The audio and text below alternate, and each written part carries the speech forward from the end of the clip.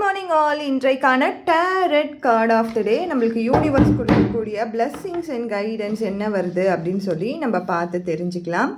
So இன்றைக்கு நம்மளுக்கு வரக்கூடிய கார்டு என்ன அப்படின்னு நம்ம பார்க்கலாம்.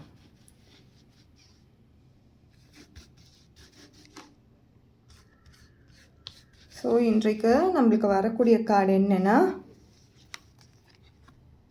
தி சன் கார்டு வந்திருக்கு. The new beginning. இன்றைக்கி மண்டே மார்னிங். ஸோ ஒரு புது ரெஃப்ரெஷிங்கான மூடில் உங்கள் வேலைகளை ஸ்டார்ட் பண்ணுங்கள். ரொம்ப எனக்கு இன்றைக்கி மண்டே அது மாதிரிலாம் யோசிக்காதீங்க. இந்த வீக்கை ரொம்ப ஹாப்பியாக ஸ்டார்ட் பண்ணுங்கள். புது பிகினிங் இன்றைக்கி தான் நீங்கள் ஏதோ ஒரு புதுசான வேலை செய்ய போகிறீங்க. இன்றைக்கி தான் புதிய முயற்சிகள் செய்ய போகிறீங்க அப்படின்னு சொல்லிட்டு வேலையை ஸ்டார்ட் பண்ணுங்க. கண்டிப்பாக உங்களுக்கு அது ஒரு பெரிய ரிசல்ட்டை கொடுக்கும். உங்கள் மூடை ஸ்டெபிளைஸ் பண்ணும்.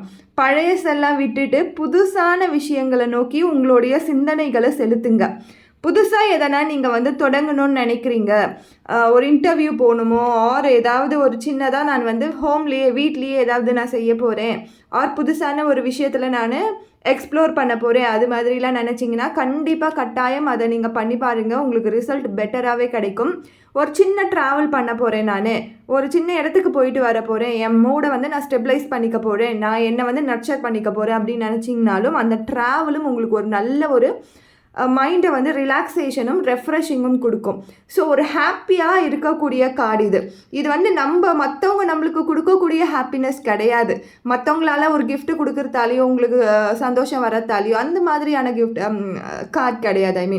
ஸோ இது நம்மளே கொடுக்கக்கூடிய ஒரு கிஃப்ட்டு.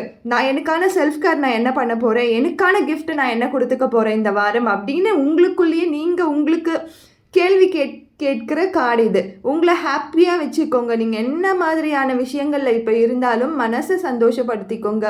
மைண்ட் மட்டும்தான் நம்மளால் கண்ட்ரோல் பண்ண முடியும். அதுவும் நம்ம மைண்டை மட்டும்தான் கண்ட்ரோல் பண்ணிக்க முடியும். மற்ற யாரையுமே நம்மளால் கண்ட்ரோல் பண்ண முடியாது. ஸோ நம்ம மைண்டை நம்ம ஹாப்பியாக வச்சுக்கிட்டோன்னா எத்தனை பெரிய பிரச்சனைகள் வந்தாலும் அதிலிருந்து சுலூபமாக வெளியில் வந்துடலாம். ஸோ இது ஒரு ஹாப்பியஸ்ட் கார்டு.